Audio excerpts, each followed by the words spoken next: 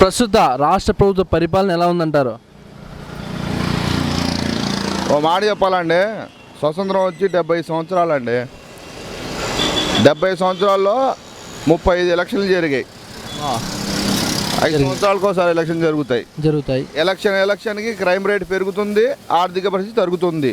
వాడు బాగా చేశాడా వీడు బాగా చేశాడు కాదు, ఏ పార్టీ వాడు ఫస్ట్ కానీ ఇప్పుడు దాకా ఎవడు బాగా చేయాల. ప్రజలు ఇబ్బందులు పడుతున్నారంటారా? మొదటి నుంచి కూడా అప్పుడు కొద్దిగా ఇబ్బందులు పడేవాళ్ళు, ఇప్పుడు బాగా ఇబ్బందులు పడుతున్నారు పూర్తిగా. ఏ పార్టీ వాడు వచ్చినా దోచుకుంటున్నాడు, దొబ్బుతున్నాడు, వెళ్తున్నాడు. ఈ దేశంలో పుట్టి ఈ దేశంలో పెరిగి ఒక సొంత ఇల్లు సంపాదించాలంటే నానా కష్టాలు పడుతున్నాం. కానీ పవర్లో ఉన్నవాడు మాత్రం ఈ దేశంలో ఆస్తులు సంపాదిస్తున్నాడు, వేరే దేశాల్లో ఆస్తులు సంపాదిస్తున్నాడు. అసలు ఓట్లు ఎందుకు, ఎలక్షన్లు ఎందుకు నాకు ఇప్పటికీ అర్థం కావట్లా. మన నాయకులు అంటారా? మరి అంతే కదండి, కనపడుతుంది కదా క్లారిటీగా పుస్తకంలాగా. ఎన్ని సంవత్సరాలు స్వతంత్రం వచ్చి? 70 సంవత్సరాలు. క్రైమ్ రేట్ ఎంత ఉంది? ఎలక్షన్కి క్రైమ్ రేట్ పెరుగుతుంది, ఆర్థిక పరిస్థితి పడిపోతుంది. మట్టకూడడానికా? అన్నగారు, మరి దీనికి సమాధానం ఎవరు చెప్తారంటారు? ఎవరు చెప్తారంటే జనాల్లో మార్పు రావాలి. అది జనాల్లో మార్పు వస్తే ఖచ్చితంగా ఇవన్నీ మారుతాయంటారా? ఎడ్యుకేషన్ ఫ్రీ చేస్తే జనాల్లో మార్పు వచ్చింది. ఎడ్యుకేషన్ని వ్యాపారం చేస్తే ఏ మార్పు వచ్చింది? అన్నగారు, ప్రస్తుతం ప్రజలకున్న సమస్యలు చెప్పగలుగుతారా? ప్రజలకున్న ఇబ్బందులు టోటల్గా ఒక మాటలో చెప్పా, ఇంకేం చెప్తాం లోపలికి వెళ్ళి. మన రాష్ట్రానికి సంబంధించి ఈ నవరత్నాలు కానీ సంక్షేమ పథకాలు కానీ ప్రజలకు అందుతున్నాయి కదా, ఇవన్నీ వేస్ట్ మాటలు గురు. ఒక్కో పార్టీ వాడు ఒక రకాలుగా చెప్పుకుంటాడు, నేను ఇచ్చేస్తున్నా అని. ఎవడేం చేయడు. ఈ సంక్షేమ పథకాలు ఎవరికి అందడం లేదంటారా? అందుతుందో లేదో నాకైతే తెలియదు, నేను దగ్గర నుంచి చూడట్లేదు. కానీ ఏది పెట్టినా మన దేశం మాత్రం బాగుపడట్లా. నాది మొత్తం మీద లాజిక్. అది డెవలపింగ్ కంట్రీని అంటారు ఇండియా. నాట్ ఫర్ స్టేట్, మొత్తం దేశం మీద మాట్లాడుతున్నాను నేను. అన్నగారు, లైసెన్స్ ఎందుకు పెట్టింది ఇండియా గవర్నమెంట్ నాకు చెప్పండి ఒకసారి. అన్నగారు, వ్యభిచారానికి లైసెన్స్ ఎందుకు పెట్టింది ఇండియా గవర్నమెంట్ నాకు చెప్పండి. ఎందుకు పెట్టింది? ఒక ఆడది గత్యంతరం లేక వ్యభిచారం చేసుకుంటుంటే నువ్వు వ్యభిచారం చేసుకో, సంవత్సరానికి ఇంత లైసెన్స్ కట్టు. ఎందుకు పెట్టింది? ఇంకేమైనా ప్రశ్నలు ఉన్నాయా అన్నగారు?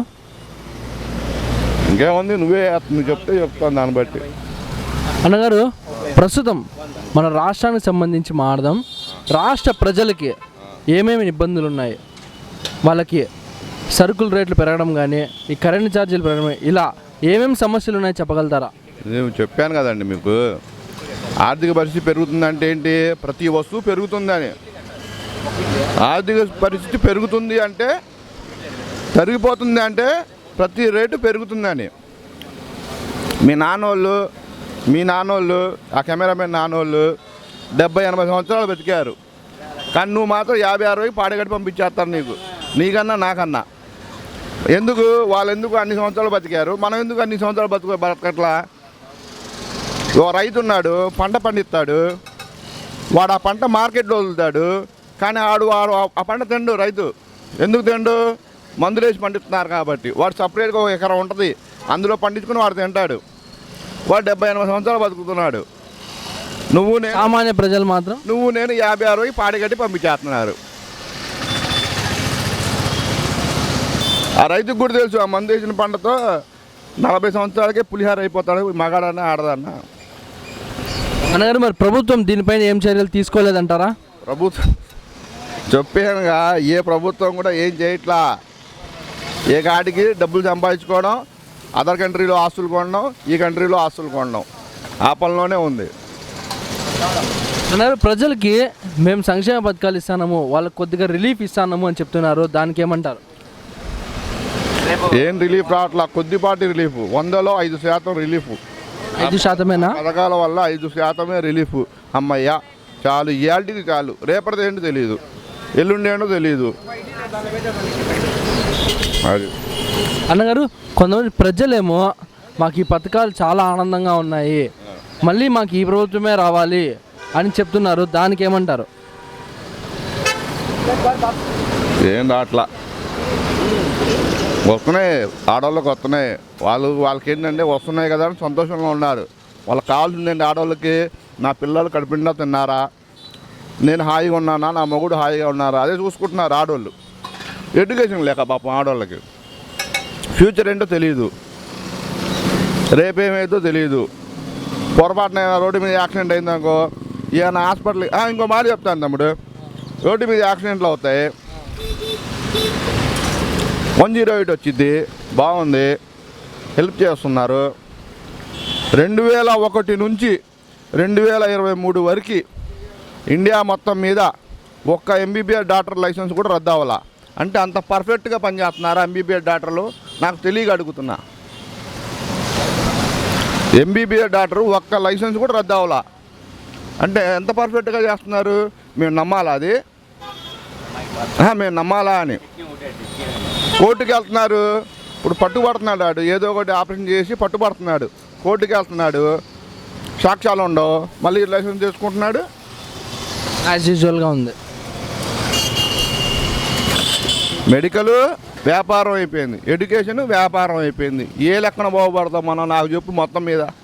అన్నగారు, ఎడ్యుకేషన్లో మేము ఈ అమ్మఒడి పథకం ఇస్తామంటున్నారు, ఆరోగ్యంలో ఏమో ఈ ఆరోగ్యశ్రీ పథకం ఇస్తాము అంటున్నారు.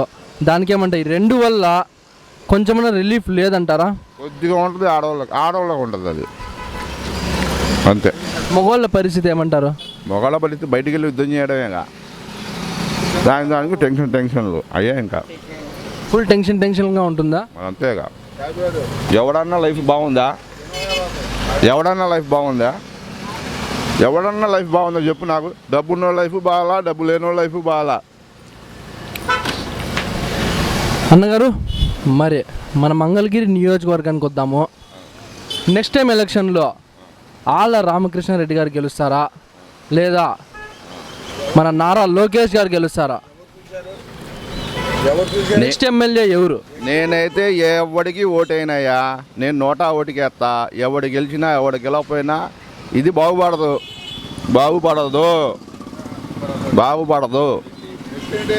కారణం, ఒక 10 సంవత్సరాల తర్వాత శ్రీలంక ఎలా తయారైందో మన ఇండియా కూడా అలాగే తయారైద్ది.